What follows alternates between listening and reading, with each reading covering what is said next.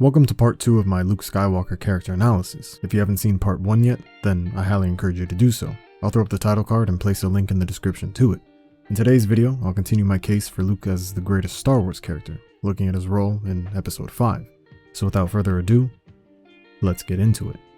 At the start of The Empire Strikes Back, Luke must deal with the consequences of a hero's victory, as the evil Empire, led by Darth Vader, is obsessed with finding him and his rebel friends. This movie shows from the start that there are consequences to every action, even virtuous ones like protecting Yavin. This sets the tone for the rest of the movie that this will not be like the fairy tale story that was told in the previous installment. Rather, it shall be flipped on its head, and the idea of being a hero will be challenged at every turn. Luke's adventure begins again on a desolate world, this time in the form of the ice planet of Hoth and the home of the new rebel base. The winter environment of the planet itself represents a time of struggle, and the severely harsh conditions are a metaphor for the conflict that Luke will face moving forward. It's here that we're immediately reintroduced to Luke and Han, and very quickly, we see signs of the strides in their genuine friendship that they've made since A New Hope. They seem to be working more smoothly as a team, with Han deferring to Luke as the lead. However, Luke is quickly thrown into conflict as he's mauled and captured by the Wampa. When Luke awakens again, he finds himself in the Wampa's cave, with the first shot of the skeleton signaling what would become of him if he fails to escape. Similar to the story in the first movie, there's a clear distinction between good and evil here, with the Wampa being the clear and obvious antagonist. Hence, Luke's plan to escape the Wampa is clear and uncomplicated. This in comparison to his adventure in the cave later in the film on Dagobah, where his decision to fight Vader is a bit more morally ambiguous. Luke being able to calm his mind and call the lightsaber to him through the Force is also telling of the strides that he's made with his power and his inner journey. He can now call on objects with the Force, which is progress, but it's not refined enough yet, as he struggles to bring the lightsaber to him, showing he has room to grow as a character and much to learn on his journey of heroism and becoming a Jedi. There's also a definite symbolism to the sword and the stone and the idea of worthiness, as in this situation, only one with the power of the Force as his ally would be able to escape the cave, reminding us that he is worthy of his father's weapon. So Luke escapes, but unfortunately finds himself out in the middle of a blizzard. Luckily for him though, his friends never forgot about him. We'll have to go out on Tauntaun. Sir, the temperature's dropping too rapidly. That's right, my friend's out in it. Your Tauntaun will freeze before you reach the first marker. Then I'll see you in hell. Han here shows the great lengths that he's willing to go to save his friend, all inspired by Luke himself, as he knows that Luke would do the same for him in a heartbeat. Leia's decision to close the shield doors clearly juxtaposes Han's to go out and save Luke. Both simply choose to be selfless and protect others, but one choice gives Luke a fighting chance, the other seals his fate, showcasing how these acts can be difficult to make, as they don't always fall in line with each other. Fortunately for 3PO, he's not burdened with these types of choices, as he's placed all his faith in Luke. Don't worry about Master Luke. I'm sure he'll be all right. He's quite clever, you know, for a human being. As Luke is lying in the snow, he begins to see the ghost of Obi-Wan Kenobi, again being his guardian angel. Ben, you will go to the Dagobah system. Dagobah system. There you will learn from Yoda, the Jedi Master who instructed me. In death, Obi-Wan continues to be an influence on Luke. This would prove to be one of the most important steps for Luke on his journey to becoming a Jedi, as he would truly begin his training of self-discovery. All this taking place in the middle of the storm is appropriate, as it's used to convey the emotional turmoil within Luke and his tumultuous inner struggle. So, Obi-Wan is there to guide him to ascend beyond his struggle by pointing him in the direction of his former teacher in Yoda, someone who has dealt with plenty of struggles of his own, and whose wisdom could serve of use to the young Luke Skywalker, as this film would explore his inner demons and challenge him on an emotional level. Han then arrives to save Luke in classic fashion, another reminder that one of Luke's great strengths are his friends, as they always pull through for him when he needs them. A reminder that being a hero is more than just always saving the day and succeeding, rather the impact you can have on others and inspiring them to follow in your footsteps and accomplish something good, something that we see in Han as he changed for the better, all because of his friend in Luke. When Luke returns to the base, we get to see the team back together for the first and last time in the film. This compared to the first film, where their great strength was in their ability to figure out how to work together as a team. They wouldn't know it yet, but they would be without their leader in Luke for the conflict that would soon come. How you feeling, kid? Don't look so bad to me. Heck, he looks strong enough to pull the ears off a gun dart. Thanks to you. That's 2 you owe me, Junior. We get to see more of the great relationship and bond that the two have built together, as Han views Luke as a younger brother that he's willing to protect. Luke also shows his great leadership as he never forgets to show gratitude for his friend's bravery. That's a good story. I think you just can't bear to let a gorgeous guy like me out of your sight. Of course, it's business as usual for the team with Han and Leia, so Luke chooses not to interfere. But he can't help but roll his eyes at the whole situation. You must have hit pretty close to the mark to get her all riled up like that, huh, kid? Han even tries to get Luke involved in their comedic nonsense, and Luke smartly stays quiet. But because Han involved Luke, Leia decides that he's fair game. Well, I guess you don't know everything about women yet. Luke may be feeling pretty confident about this now, but, well, you know. Take it easy. Good call, and as he should, as this would be the last time that the team is together. A fun moment that could be played off as just a comedic scene, but it's important to establish that this family that they've created is what they're fighting for, so they can have the freedom to enjoy the simple things in life, as they would soon be then challenged to sacrifice either something or themselves in order to honor what they fight for and protect each other. And protect each other they would, as the Empire would soon be arriving on their doorstep. You all right? Yeah.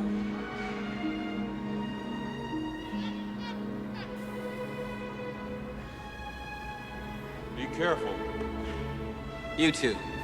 This would be the last time that the two would see each other this movie, and the tone makes it feel that way. Han asks Luke how he is, but Luke wants to stay strong for Han, so he doesn't tell him about any concerns or fears he may have on the battle that they're about to face.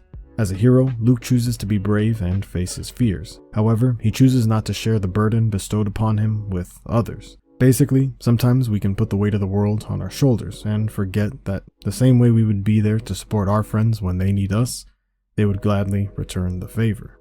Luke even has a small moment where he's about to say something, but he chooses to stay silent and smile instead, trying his best to maintain being a beacon of hope as he knows others look to him for strength as a leader. Similar to Leia, as he doesn't realize that showing vulnerability can be a strength in itself. Han, of course, can see through this, as he has a look of concern as Luke walks away. The Empire soon after arrives, and so begins the infamous Battle of Hoth. As opposed to A New Hope, we begin the film with a grand battle rather than ending on it, which flips the script and Luke's world as well, as what worked before will not work this time. Another difference is that this time the Empire is playing offense, and the Battle of the Rebels is more about survival by escape than actually winning per se, so everyone knows that their efforts are simply to buy time. The first transport is away. The first transport is away. Visually, the fight is different as well, as it's now a ground-based assault, so the advantage that Luke has as a pilot are a bit more subdued. The grounded attack also makes fighting feel more real and visceral in comparison to a battle in the middle of space, only highlighting the consequences of war. Luke again is there in the thick of it with his brethren as a hero should be, only this time he's now the undeniable leader from the start, appointed the call sign of Rogue Leader, a promotion from Red 5. So his voice carries more weight, but his actions have greater consequences as everyone looks to him for answers. Feeling all right, sir? Just like new, Dak. How about you? Right now, I feel like I'd take on the whole Empire myself. I know what you mean. This moment between Luke and Dak is important, as Dak is a reflection of what Luke was in the prior film. Dak is gung-ho, headstrong, and feeling unstoppable, ready for that adventure. Of course, Luke can relate to it and smiles. However, Luke can't continue to think that way, or he may suffer Dak's fate. Luke now as the leader must take a more cautious approach to things and become more calculated, as the war will lead to unnecessary losses if they're not careful. The way they mirror each other is also visually conveyed to us as they're back to each other, literally, with Dak facing backwards towards the past and Luke facing forward towards the future. On the field, Luke is shown constantly making callouts to take charge of the battle and lead his team in the best way that he can. He keeps in open communication with everyone and comes up with clear and concise plans, and lets people know what his thoughts are as they come to him, never hesitating on his decision making. That armor's too strong for blasters. Rogue group, use your harpoons and tow cables. Go for the legs. It might be our only chance of stopping them. When Luke sees a weakness, he quickly exploits it. His strategy of using the classic philosophy of Twice the pride, double the fall. What? No, Dooku, the bigger they are, the harder they fall. Although, I guess that could work here too. Anyways, once again, the rebels use a creative way to outsmart the Empire and use their obsession with power against themselves. In a general sense, they've sacrificed mobility for power, and the rebels have done the opposite, which can be seen in their representatives of Vader and Luke as well. Also to note, you really don't want to be watching Luke 6. First Biggs, now Dak, have suffered the same fate as they died fighting alongside Luke, with the primary role of protecting him at all costs. Luke has to let sink in the fact that this has happened yet again, as he feels partially responsible for their loss. At the end of the day, death is a part of war, but the hero wishes to save everyone, even if they can't. Rogue 3! Copy, Rogue Leader. Wedge, I've lost my gunner. You'll have to make this shot. I'll cover for you. Set your harpoon, follow me on the next pass. Although Dak is gone and Luke is unable to carry out the objective himself, he uses his great gift in leadership to his advantage to walk Wedge and the others through their mission. Luke turns from a playmaker to a play caller in the blink of an eye and provides just as much value to the team. But the Empire is too much, as they're overrun and Luke finds himself in a crash landing. Here, he's brought back to reality rather than soaring through the skies, as even his name suggests. He must come back down to Earth, or Hoth, and deal with the problem head on. The rebels are in full retreat, but Luke is the only one to continue fighting, running headfirst into the battle. A great visual that shows just why Luke is so special. He's a hero that never gives up no matter the odds. While others run from danger, he runs towards it, so others can live to fight another day. Although in a losing effort, Luke allows the rebels, along with our heroes in Han, Leia, and company, to escape the clutches of the Empire and Darth Vader for just a bit longer. While they may not have won by any stretch of the imagination, it was enough to save their lives. This battle is the first slap in the face to Luke that war is tough. You can't win every battle, and there are consequences at every turn. Even the fact that he couldn't reunite with his friends afterwards, even if he wanted to, shows that the consequences run deep, as they're now in a position of danger, and it's them who will be trying to buy themselves and Luke time for his training.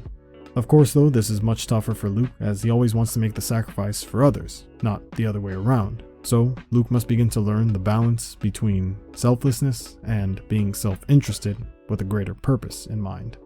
Luke then follows up on Obi-Wan's advice and sets course for Dagobah. That's alright. I'd like to keep it on manual control for a while. A small thing, but this shows how much Luke likes to fly. He truly enjoys it as it fills him with life, rather than seeing it as a chore where someone like Obi-Wan might say, Flying is for droids. Also, Luke likes to be in control of his destiny, so he takes the wheel and determines his own fate. Yep, that's it.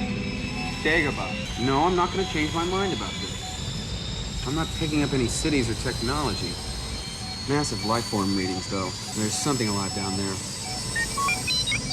Yes, I'm sure it's perfectly safe for droids. In a few minutes, R2 probably won't agree with you on that last part. Nevertheless, Luke shows his determination when others question his decisions, not allowing them to sway his choices as he goes headfirst into adventure. And Luke's description of the lack of technology and immense amount of life is representative of the idea that the planet, like its inhabitants, are strong with the Force.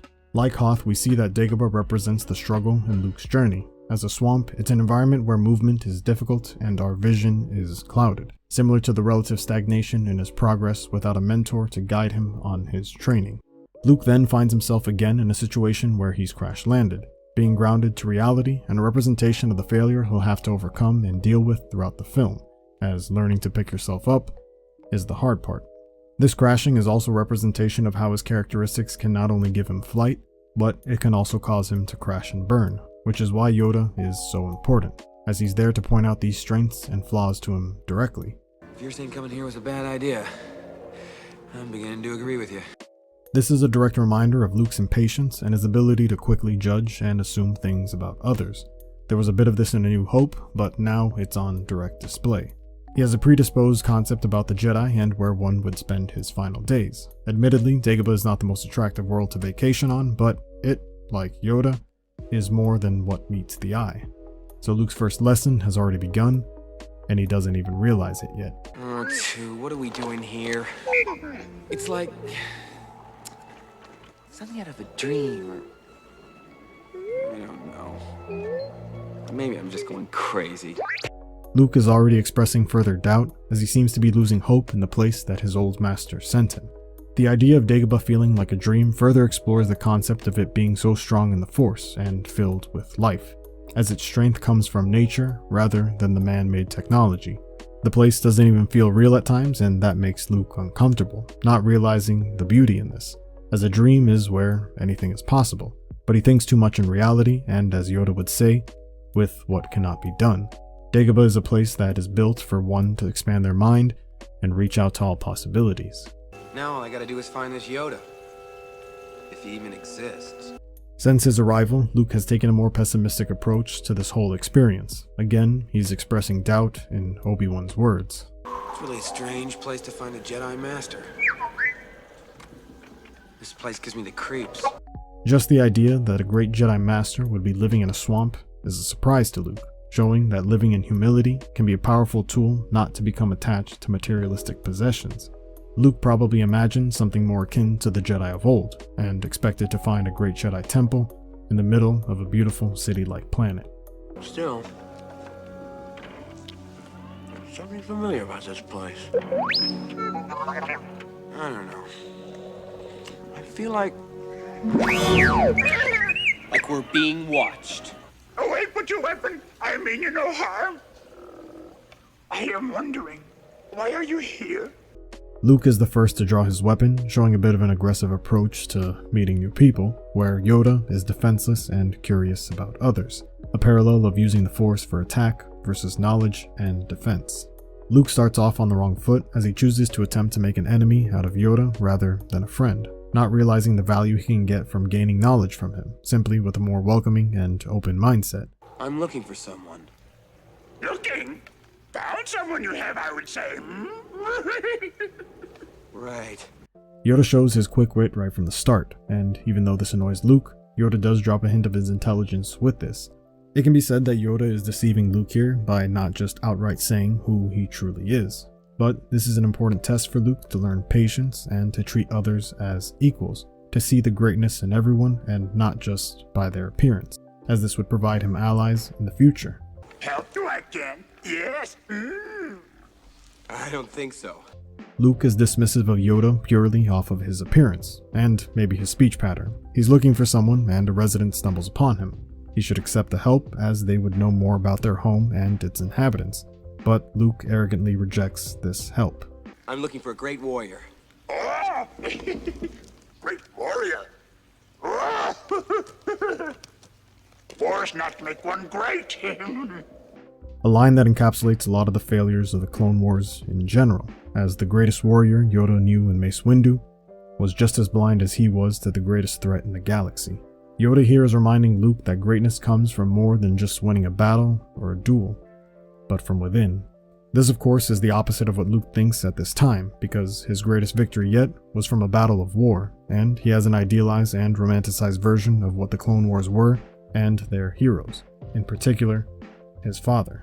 Basically, Luke is young and naive to the reality of war still, even if he has seen a thing or two. But as the movie progresses, he will find, as Yoda has, that greatness comes from within, rather than accolades and success on the battlefield, where that is simply a result of one's true greatness. Put that down. Now we. Hey! It's my dinner! How you get so big eating food of this kind? This is a microcosm of Luke's flaws. Since he believes Yoda can't possibly help him, he's then unwilling to help Yoda and be courteous to him. Luke needs to learn humility and patience, as he acts as though everything should be done within his schedule, so when Yoda derails things, Luke's frustration only grows. Listen, friend, we didn't mean to land in that puddle, and if we could get our ship out, we would, but we can't, so why don't you just... Not get your ship out. Hey, get out of there! Luke is more focused on how to get out of his situation, rather than looking on the positives of being on Dagobah, one step closer to finding Yoda. Luke also expresses that he would rather be anywhere else but here, showing his lack of ability to live in the moment. This causing him to try to shut opportunities down by wanting to get rid of, ironically, the man that he's impatiently searching for. Fine, or I will help you not. I don't want your help. I want my lamp back. Either Yoda drives a really hard bargain to train Jedi, or he's simply testing Luke's patience. Either way, Luke is failing considerably. I'm gonna need it to get out of this slimy mud hole. Mud hole? Slimy? My home this is! Luke is just being rude here, all because of the judgment he's already placed on Yoda and Dagobah in general. This is ironic as he himself comes from a desert, which some could say that all it is sand. I don't like sand. It's coarse and rough and irritating, and it gets everywhere. The point is that Luke comes from humble beginnings and should be more open to the Jedi Master, leading a simple life. Stay and help you, I will. Find your friend, I'm not looking for a friend. I'm looking for a Jedi Master. Jedi Master? Yoda. You seek Yoda. You know him? Take it to him, I will. Yes, but now, we must eat. Now that Luke has evidence that Yoda can help him, he becomes a bit kinder to him, showing that he's too self-interested, as his gesture only comes when he finds use in Yoda.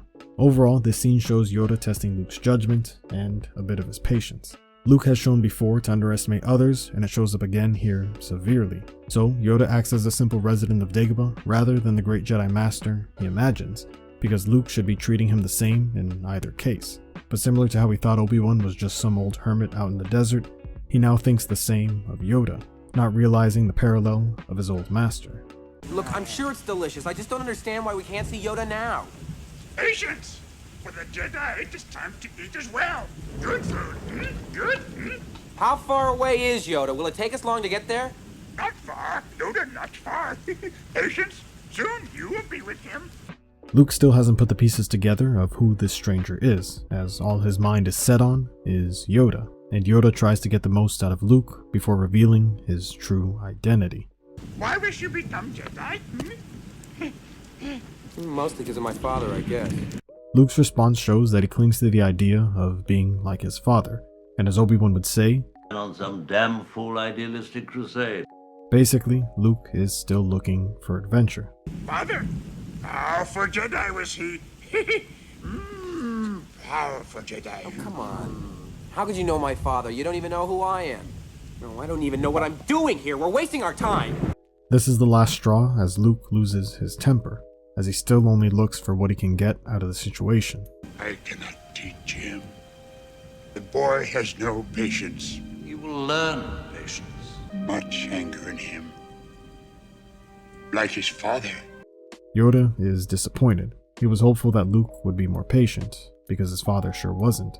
Both Anakin and Luke can be rash, impatient, and easily frustrated. It's here that the movie begins to show us the parallels between Luke and Anakin, as the two are very similar individuals. It's only a few key choices that Anakin has made and that Luke will soon have to make that separate them as people. He is not ready. Yoda. I am ready. Ben, I can be a Jedi. Ben, tell him I'm ready. Luke gets literally hit on the head with humility as Yoda begins to shut the door on his dream to becoming a Jedi. Luke finally pieces together what's been going on and then attempts to salvage things by turning to Ben for backup. Again, the change in Luke's demeanor says everything, as he shows that things change once it's to his interests. Luke is not a terribly selfish person, but here, he allows his desire to become a Jedi cloud his judgment, and he acts in a way that treats others poorly.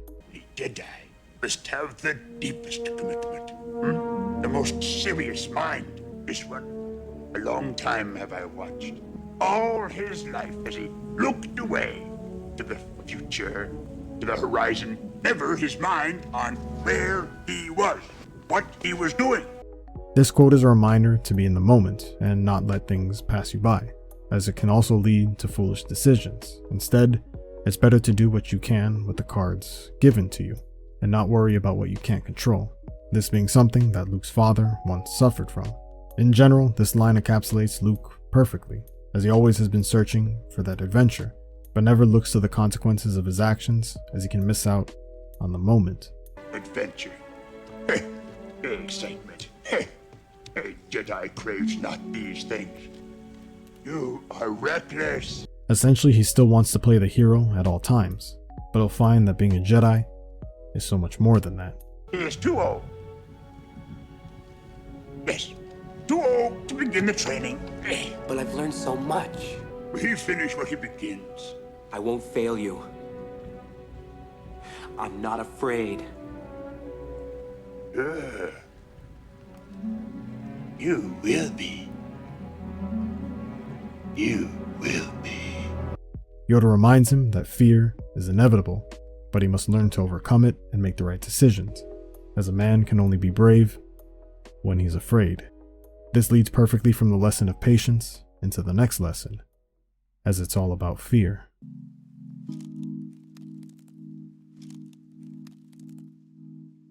Hey everyone, thanks for watching. I had a ton of fun making this video, so if you enjoyed it too, then I highly suggest liking the video, and if you want to see more like it, then definitely hit subscribe. And if you want to be notified when part 3 comes out, then hit the bell for notifications, or consider checking out my Patreon, where I'll be uploading videos there significantly sooner than on YouTube, so part 3 should be available there as I speak, and the same will apply to the next parts when they come out. And on that note, I want to give a shout out to my patrons. Your support means everything to me. And finally, let me know in the comments which Star Wars character has gone through the greatest challenges and why. And who knows, they might be in the next one. Until next time, you'll find that I'm full of surprises.